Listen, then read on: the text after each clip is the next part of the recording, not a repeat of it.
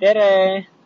No nii, nüüd ma olen jõudnud Ibizale lõpuks ja kui ma kohale jõudsin, siis esimese asjana läksin ma kohe oma sõprade juurde, kus ma sain ennast nüüd, kui aus olla, siis üle 4 päeva pesemata olnuna puhtaks pesta ja ka nende juures ööbida, mis oli väga super. Mul oli nii hea tunne lõpuks olla siin kohal ja päike paistab, mõnus lühikese varrukaga olla ja shortsid jalas ja hullult mõnus õhkkond.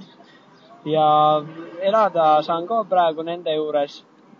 Meiega koos on veel 3 briti poissi, nii et seltskond on väga kirju, väga põnev.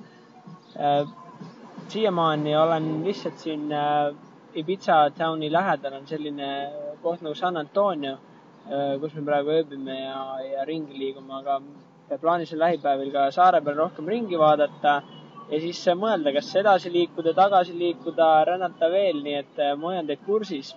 Kuigi nüüd lähiajal, ma arvan, posti ma nüüd kohe ei pane, aga olge kindlasti lainel. Ja ma näitan teile korra ümbrust ka siin, milline see klassikaline Ibiza baar näiteks välja näeb.